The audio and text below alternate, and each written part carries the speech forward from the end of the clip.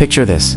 You wake up, not to the sound of an alarm clock, but maybe to the cold morning air, or the sounds of animals outside. There's no light switch to flip, no faucet for clean water, no fridge full of food. Your first thought of the day isn't about your to-do list or what to watch on TV. It's a much more fundamental question. Will I survive today? This wasn't a hypothetical for ancient humans. This was their reality, every single day. When we think of ancient times, we often imagine epic heroes, grand empires, and glorious battles. But for the average person, life was anything but glamorous. It was a constant, grueling struggle against forces they couldn't control. Forget living into your golden years. Most people were lucky if they made it past 30.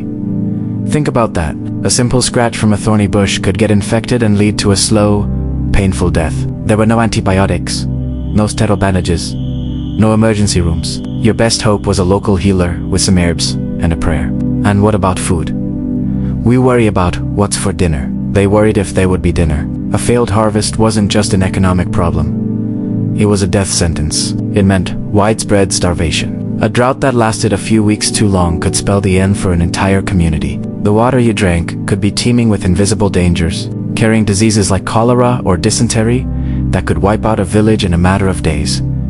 Today, we have germ theory. Back then, they believed angry gods or evil spirits were punishing them. They had no other way to explain the sudden, devastating plagues that swept through their world. Nature wasn't a beautiful backdrop for a hike. It was the supreme ruler of their existence. An unusually harsh winter meant freezing to death. A flood could wash away your home, your crops, and your entire livelihood in an instant. There was no insurance, no disaster relief, just the desperate hope that you could rebuild before the next catastrophe struck. Their lives were dictated by the seasons, the weather, and the whims of a world that seemed actively hostile. This relentless hardship started from birth. Childhood as we know it didn't really exist. Kids weren't playing with toys. They were working alongside adults, contributing to the family's survival from a very young age. Adulthood was an endless cycle of backbreaking labor. From sunrise to sunset.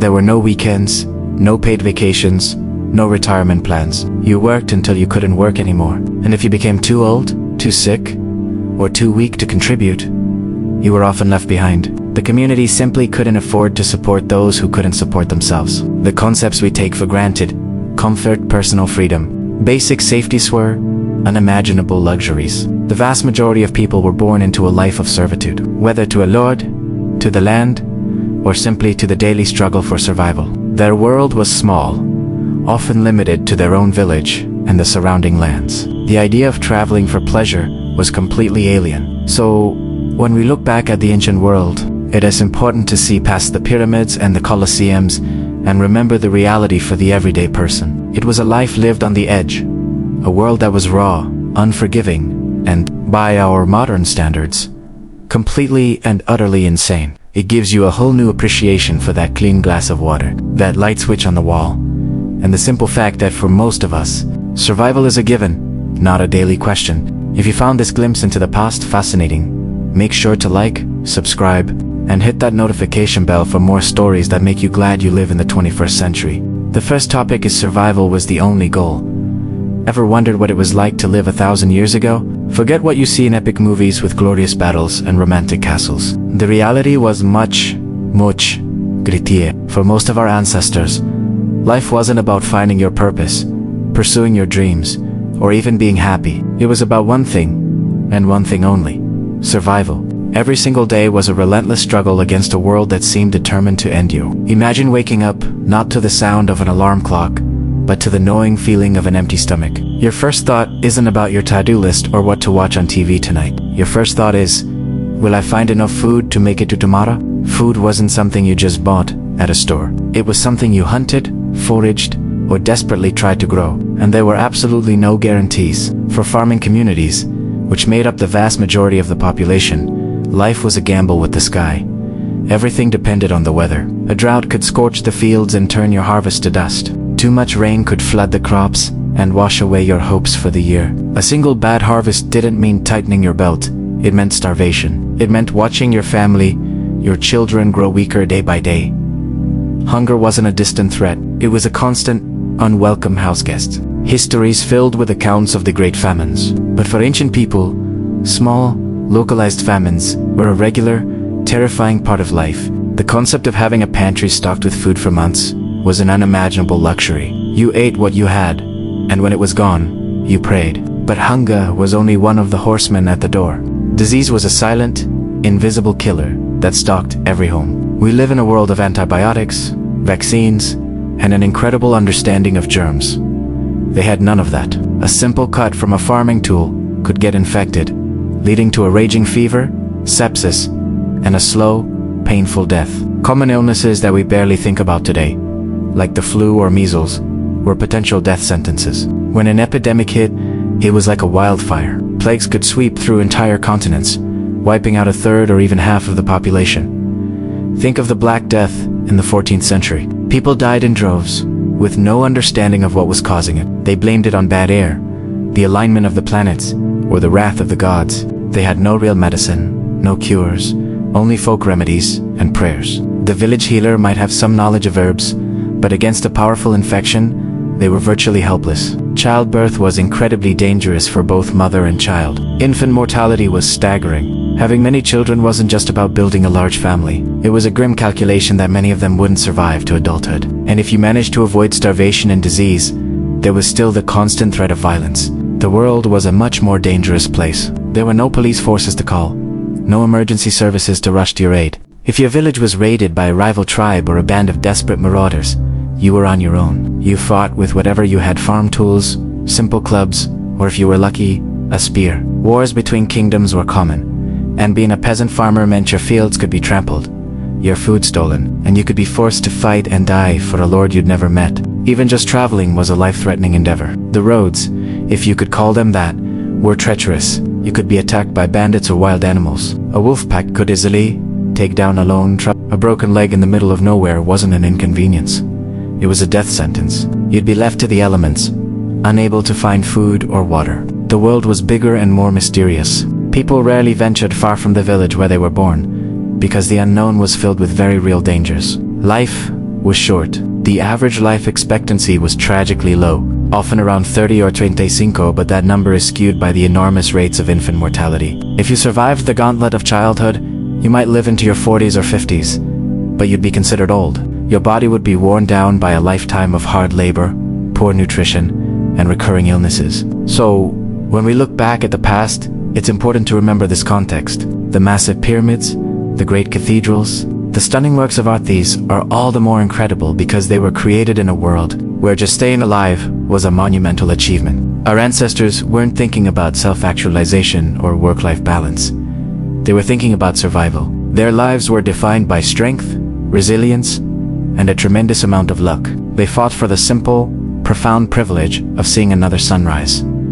Every day they lived was a victory. It's a humbling perspective, and it makes you appreciate the relative safety and comfort we so often take for granted today.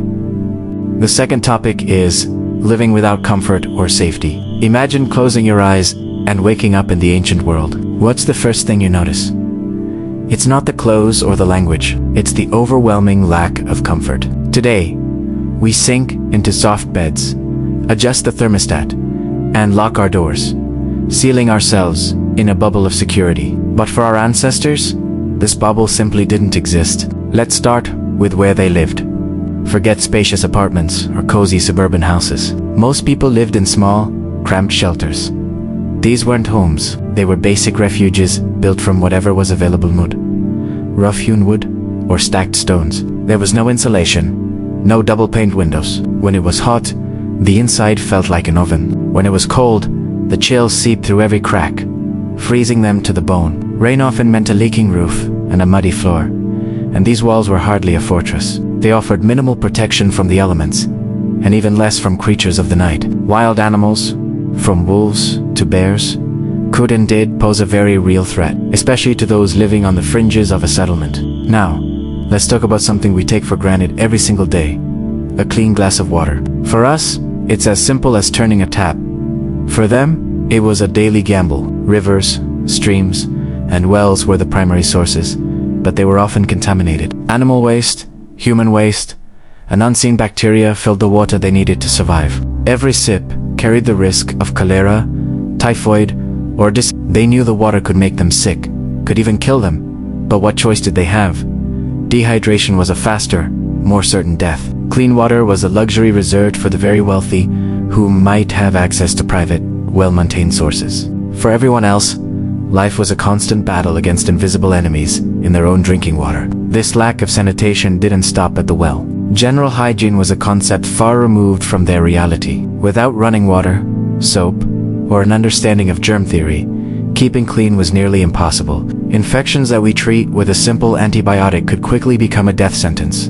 A small cut from working in the field, a splinter, or a scrape could fester, leading to sepsis and a slow, painful end. The spread of disease was rampant. Living in close quarters with limited ventilation meant that if one person got sick, it was only a matter of time before the entire household, and likely the neighborhood, followed. But the dangers weren't just environmental or biological. The human world was just as perilous. Imagine a world with no police force to call, no emergency services on standby. Safety was a privilege, not a right. Laws existed, but they were often brutal and disproportionately favored the rich and powerful. If you were a common farmer or artisan and someone robbed you, who would you turn to? The local lord might intervene if it suited him. But justice was rarely impartial. More often than not, you were on your own. Self-defense was the only real law. This uncertainty bred a society built on fear and harsh retribution. Punishments for crimes were severe and public, designed to act as a deterrent. Flogging, branding, or even execution were common spectacles meant to keep the population in line. But this system offered little true protection. It was a world where a personal grudge, a dispute over land, or simply being in the wrong place at the wrong time could result in violence. Travel between towns was especially dangerous. Bandits and highwaymen hid along lonely roads, waiting to prey on unsuspecting travelers. Moving from one village to the next was a calculated risk, undertaken only when absolutely necessary. And then, the sun would set. For us, night is just a different time of day, illuminated by a universe of artificial light. For them, night was a different world entirely, a world of absolute, suffocating darkness. Once the sun disappeared, the world was plunged into a blackness that city dwellers today can barely comprehend. A flickering candle or a smoky oil lamp offered a tiny pool of light, but beyond that was pure shadow. The night belonged to things that thrived in the dark. This was when the deepest fears came alive. Thieves used the cover of darkness to slip into homes. Predators became bolder, their calls echoing through the silent landscape, and human enemies could strike with the advantage of surprise. Sleep was never truly deep or restful. It was a light, fragile state, with one ear always open for the sound of a twig snapping, a floorboard creaking, or a distant shout. Every night was a small siege, a period of heightened alert until the blessed relief of dawn. People didn't just go to sleep. They survived the night, living in this state of constant alert, with no true comfort and no guaranteed safety, forged a very different kind of human being. It created a mindset where toughness was not a virtue, but a necessity. There was little room for weakness, physical or emotional. The world was unforgiving. A moment of carelessness, a brief lapse in vigilance, could be the last mistake you ever made. Life was a relentless grind of hard labor, physical discomfort, and underlying fear. This wasn't an adventure story. It was the brutal, exhausting, and unbelievably harsh reality of daily life for the vast majority of people throughout ancient history. It's a world so different from our own, it's almost impossible to fully grasp, and it makes you appreciate the simple comforts we so often overlook. The third topic is nature ruled human life. Imagine a world without calendars, without clocks, without the weather app on your phone. A world where your entire existence is governed by the sky above and the earth beneath your feet. This wasn't a fantasy. It was the reality for our ancient ancestors. In their time, nature wasn't just a backdrop for life, it was the ultimate ruler, an all-powerful force that dictated every moment of their existence. Humans didn't control their environment, they were completely subservient to it. The rhythm of life was set by the seasons. The arrival of spring wasn't just a pleasant change, it was a matter of survival, a promise of new growth and food. Summer brought the sun needed for crops to ripen, but it could also bring scorching heat and devastating droughts. A single dry spell could turn a thriving community into a barren wasteland, where every drop of water was more precious than gold. Rain wasn't just weather, it was life itself. Its arrival meant the difference between a bountiful harvest and widespread famine. And then there were the floods. A river overflowing its banks could wash away years, even generations, of hard work in a single night. Homes, fields, and entire villages could be swept away without warning, leaving survivors with nothing. Winters were just as unforgiving. A particularly harsh season could freeze the land, trap communities in their homes, and deplete food stores until starvation became a real and present danger. People didn't just endure the weather, they were held captive by it. Now, picture this. You have no scientific explanation for any of these events, no meteorologists to predict a coming storm, no geologists to explain an earthquake. To ancient humans, these weren't natural phenomena. They were terrifying, unpredictable messages from a world they couldn't comprehend. A sudden, violent thunderstorm might be seen as the rage of a sky god. The ground shaking beneath their feet could only be the stirring of a powerful earth spirit. A solar eclipse, blotting out the sun in the middle of the day, would have been an event of absolute terror, a sign that the world itself was ending. This deep, primal fear of the unknown shaped everything. It shaped their beliefs, their rituals, their entire social structure. To appease these unseen forces, they created elaborate ceremonies, offered sacrifices, and built massive monuments. Their myths and legends were filled with tales of powerful gods who controlled the sun, moon, wind, and rain. Daily life wasn't just about finding food and shelter. It was a constant effort to maintain a delicate balance with the supernatural world, to keep the gods happy and the disasters at bay.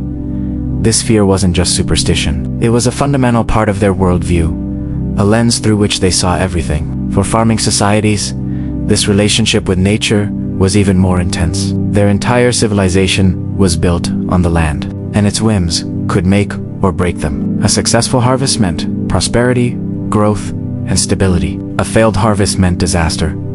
It wasn't just a bad year. It could mean the collapse of their entire way of life. When the food ran out, societies faced brutal choices. People would be forced to migrate in search of fertile lands, often leading to conflict with other groups competing for the same scarce resources. In the worst cases, they simply starved. Nature showed no mercy, and for a long time, humanity had no real defense against its power. Think about the psychological toll of living this way. Every single day was a gamble. Every sunrise brought a flicker of hope for warmth and light, but it also brought profound uncertainty. You could be the most skilled farmer, the strongest hunter, or the wisest leader, but your success ultimately depended on forces completely outside of your control. A sudden frost, a swarm of locusts, or a river changing its course could undo all your efforts. This constant vulnerability made ancient life incredibly precarious and dangerous. It fostered a deep respect and a deep fear for the natural world.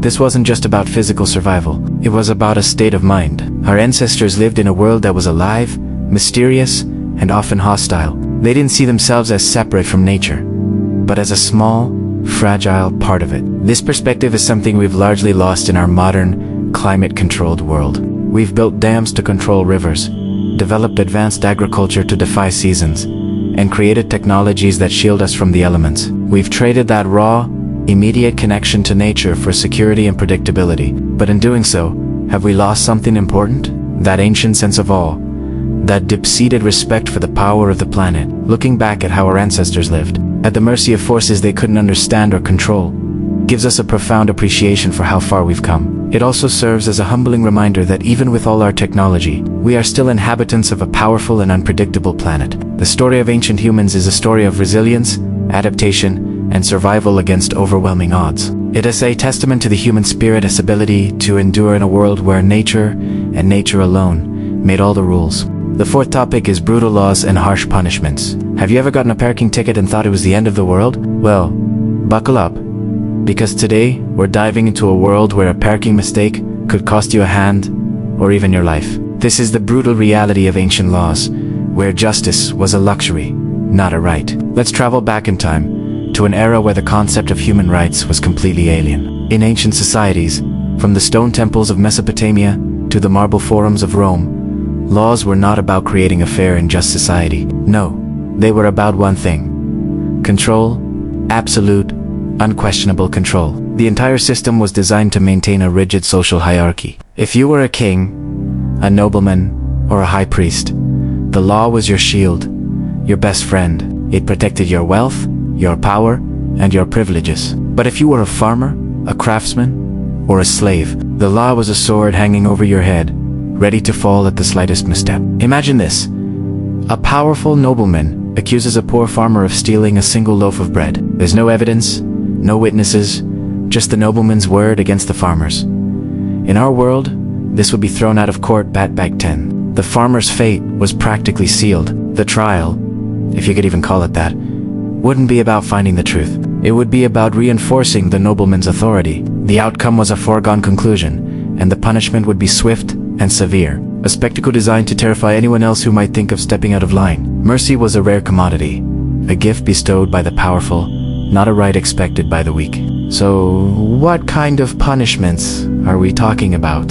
Forget community service or a small fine. We're talking about punishments designed to inflict maximum pain and create lasting fear. Let's look at the Code of Hammurabi, one of the oldest and most complete legal codes from ancient Babylon. It's famous for the principle of an eye for an eye, a tooth for a tooth. Sounds fair, right? Not so fast. That principle only applied if you were social equals. If a nobleman poked out the eye of a commoner, he didn't lose his own eye. He just had to pay a fine. But if a commoner did the same to a nobleman, you can bet he'd be blinded. The law literally had a different price tag for different people's body parts. And it gets worse. Theft wasn't just about returning the stolen goods. Depending on what was stolen and from whom, a thief could have their hand chopped off. This wasn't just a punishment. It was a permanent mark of shame. Everyone who saw that person would know they were a criminal.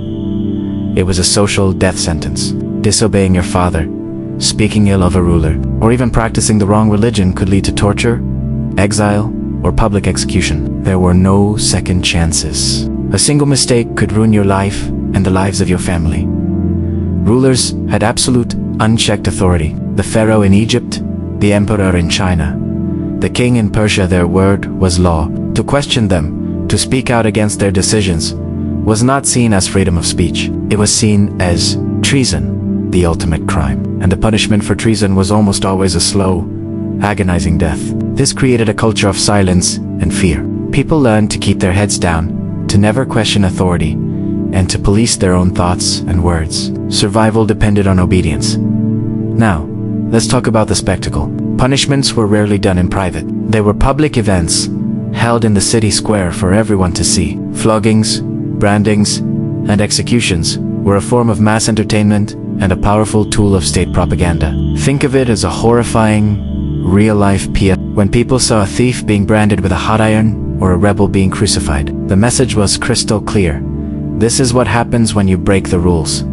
This could be you. The goal was to traumatize the population into submission. People followed the rules, not because they believed in the justice of the system, but because they were terrified of the consequences of getting caught. Fear was the glue that held society together. Trials were often a complete sham. In many cultures, they relied on something called trial by ordeal. If you were accused of a crime, you might be forced to carry a red-hot piece of iron or be thrown into a river. The logic was that the gods would intervene to protect the innocent. If your hand healed quickly from the burn, or if you floated in the water, you were innocent. If you got a nasty infection or sank, well, you were guilty.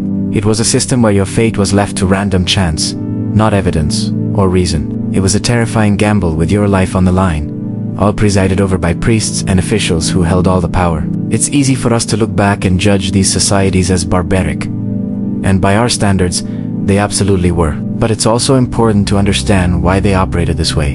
In a world without modern policing, without sophisticated surveillance, and with constant threats of invasion and internal collapse, rulers believed that extreme brutality was the only way to maintain order. Law was a weapon, plain and simple. It was used to carve out stability from the chaos of the ancient world. It kept societies functioning, allowed empires to grow, and created a semblance of order where there might have been none. But this stability came at a terrible human cost. It was a system built on suffering, inequality, and fear. Millions of lives were crushed under the weight of these brutal laws. The individual meant nothing. The state meant everything. Obedience was the highest virtue, and resistance, no matter how justified, almost always led to destruction. It's a stark reminder of how far we've come in our understanding of justice, fairness, and human rights. So the next time you feel frustrated with our modern legal system, with all its complexities and imperfections, just take a moment to remember the past. Remember a time when justice depended on who you were, not what you did. A time when a minor mistake could lead to a permanent, agonizing punishment. The evolution from law as a tool of fear to law as a framework for fairness is one of the most important stories of human civilization. It has a fascinating and chilling topic that really makes you appreciate the world we live in today. The fifth topic is life, death, and no second chances. Have you ever thought about how different your life would be if you were born just a few centuries ago? Forget time travel fantasies. Let's talk about the brutal reality of ancient life. Imagine a world with absolutely no do-overs. One mistake, one bad decision, and that's it. Game over. There were no backup plans, no unemployment benefits, no social safety nets to catch you if you fell. If you broke a leg and couldn't farm, or got sick and couldn't hunt, your family's survival hung by a thread. There was no disability insurance, no GoFundMe campaigns. You either recovered quickly or you became a burden. And in a world where every mouth to feed mattered, that was a terrifying prospect. We live in an age of second, third, and even fourth chances. We can change careers, move cities, recover from financial mistakes, and rely on a vast network of support systems. But for our ancestors, life was a tightrope walk without a net. A failed harvest wasn't just a financial loss. It was a death sentence. A single infected cut could mean a slow, agonizing end. This constant, high-stakes pressure shaped every aspect of their lives, from how they raised their children to how they viewed the world. It was a mindset of pure, unadulterated survival, something we can barely comprehend today. Every single day was a battle, and winning just meant you got to fight again tomorrow. Now, let's talk about something we all try to avoid thinking about. Death. In our modern world, death is often sanitized. It happens in hospitals, behind closed doors. We have specialists and a whole industry designed to shield us from its raw reality. But in ancient times, death was an everyday houseguest. It was everywhere, and it was personal. You didn't hear about death on the news. You saw it in your own home when a fever took your youngest child. You saw it in the village square when a plague swept through. You saw it on the battlefield. You saw it from famine. You saw it from a simple accident that would be a minor inconvenience for us today. Life expectancy was brutally short. Making it to 40 was a significant achievement. As a result, grief was a constant, familiar companion. Imagine being a parent and knowing that there was a high probability that half of your children would unsurvive to adulthood. This wasn't a statistical abstraction. It was the lived experience of millions. Families were large, not just out of love, but out of necessity. You needed hands to work the land, and you needed to account for the inevitable losses. People learned to accept loss as a fundamental part of existence. They mourned, of course, but the world didn't stop. They had to get up the next day and keep going, carrying that sorrow with them. This constant proximity to death fostered a different kind of resilience, a hardened acceptance of life's fragility that is almost alien to our modern sensibilities. So, you have a world with no safety nets, and where death is a constant presence. How did anyone even get out of bed in the morning? This is the most incredible part of the story. They didn't just survive, they endured. They fought back against impossible odds with sheer grit and ingenuity. They were tougher than we can possibly imagine. Every tool they created, every farming technique they developed, every social structure they built was a defiant scream against the crushing uncertainty of their world. These weren't superheroes. They were ordinary people pushed to extraordinary limits. They faced plagues, famines, wars, and natural disasters without any of our modern knowledge or technology. Think about it. Think about it. We have weather forecasts to warn us of storms. They had superstition and a prayer. We have antibiotics to fight infections. They had herbal remedies that were a shot in the dark. We have global supply chains to bring us food. They had whatever they could grow or hunt within a few miles of their home. Yet, they persisted. They learned from their devastating mistakes. They passed down knowledge from one generation to the next, a precious inheritance paid for in blood and tears. Their incredible strength, their stubborn refusal to give up, is the reason we are here today. Every comfort we enjoy, every bit of scientific knowledge we possess, is built on the foundations they laid through unimaginable hardship. Let's try a little thought experiment. Transport an average modern person back to, say, the 14th century. No smartphone, no GPS, no penicillin. How long would you last? Be honest. Most of us wouldn't make it a week. We'd be undone by the water, the food, a simple infection, or just the sheer physical labor required to stay alive. Our pampered immune systems would be overwhelmed. Our minds, accustomed to comfort and security, would likely break under the psychological strain. Ancient life wasn't just physically hard. It was mentally crushing. The constant anxiety, the ever-present threat of violence or starvation. The weight of grief, it was a psychological landscape as harsh as the physical one. When we look back at history, we often romanticize it. We see castles and knights, philosophers and pyramids. But we don't feel the gnawing hunger, the biting cold of a winter with no central heating, or the terror of hearing a strange noise outside your hut in the middle of the night. Life was short, it was brutal, and it was profoundly uncertain. There was no concept of a fair life. Fairness was a luxury they couldn't afford. Survival was the only metric that mattered. By any modern standard, the way our ancestors lived was truly, certifiably insane. It was a life lived on the edge of a knife, a reality so unforgiving and cruel that it's a miracle humanity ever made it through it all. Their story isn't just history, it's a testament to the incredible, almost unbelievable, resilience of the human spirit. So the next time you're stuck in traffic, or your Wi-Fi is slow, or you're just having a bad day, take a second to remember. Remember the world that existed before this one, a world without second chances, a world where survival was a daily, desperate struggle. We are living in a paradise they could never have dreamed of, built on the bones of their sacrifice, and that's something worth being grateful for. Thank you for watching. If this look into the past fascinated you, make sure to like, subscribe, and hit that notification bell for more journeys into the worlds that shaped our own. See you next time.